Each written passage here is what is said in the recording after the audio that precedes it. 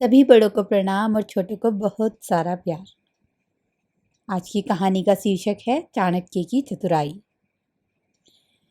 बहुत समय पहले की बात है।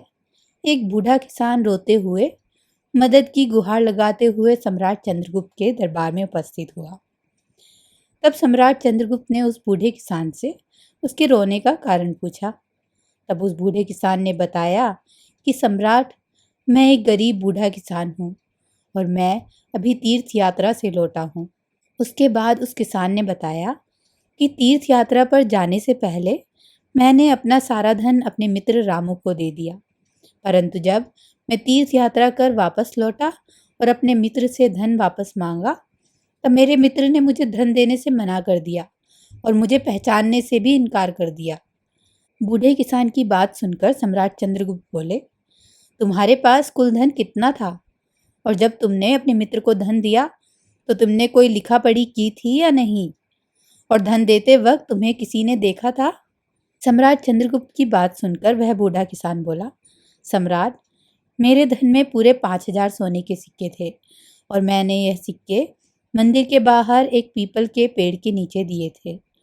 और फिर किसान ने कहा, महाराज, मैं अपने मित्र पर बहुत विश्वास करता था, इसलिए कोई लिखा पढ़ी नहीं की।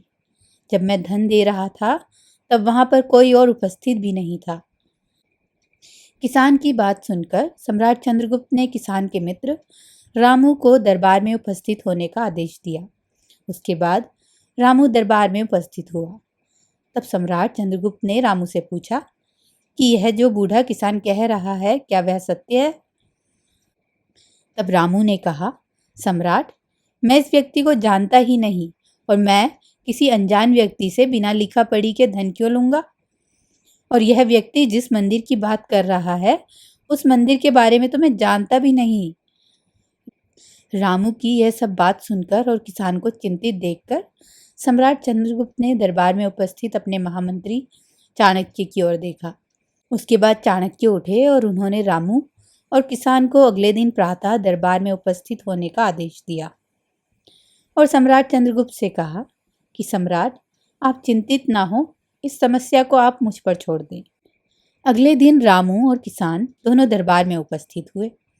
फिर चाणक्य ने उस किसान से कहा, रामू को धन देते समय तुम्हें किसी ने नहीं देखा था, परंतु जिस मंदिर के पीपल के पेड़ के नीचे तुमने धन दिया, उस पीपल के पेड़ ने तो तुम्हें जरूर देखा होगा। अतः तुम जाओ और इस पीपल के पेड़ को यहाँ दरबार में उपस्थित होने को कहो। चाणक्य की बात सुनकर किसान पेड़ को लाने के लिए निकल पड़ा, परंतु बहुत समय बीत जाने के पश्चात भी किसान दरबार में नहीं आया और वहीं रामू दरबार में भूखा और परेशान हो रहा था।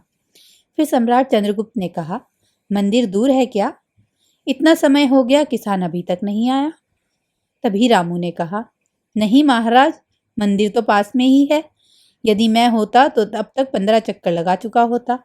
वह किसान झूठ बोल रहा था, इसलिए वह अब तक दरबार में नहीं आया। रामू की बात सुनकर चाणक्य बोले, तुम्हें कैसे पता मंदिर पास में है? तुम तो अभी तक उस मंदिर में गए ही नहीं थे, अर्थात तुम झूठ बोल रहे हो और तुमने उस किसान के पैसे भी लिए हैं। उसके बाद चाणक्य ने रामू से कहा, यदि अब तुमने एक और झूठ बोला तो तुम्हें राजदंड का भोगी बनना पड़ेगा। चाणक्य की बात सुनकर रामू डर गया और उसने अपनी गलती स्वीकार कर ली। कुछ देर पश्चात वह किसान निराश होकर दरबार में उपस्थित हुआ। उसने चाणक्य से कहा, मैंने उस पेड़ से बहुत निवेदन किया, परंतु वह आने को तैयार नहीं हुआ। तभी चाणक्य ने कहा, नहीं, वह पेड़ आया था और वह तुम्हारे मित्र को दोषी साबित करके चला भी गया। उसके बाद किसान को पुनः अपना धन वापस मिल गया और वह खुशी खुशी अपने जीवन जीने लगा। इस प्रकार चाणक्य ने अपनी चतुराई से इस समस्या को बड़ी आसानी से सुलझा दिया। आशा करती हूँ आपको यह कहानी पसंद आई होगी। धन्यवाद।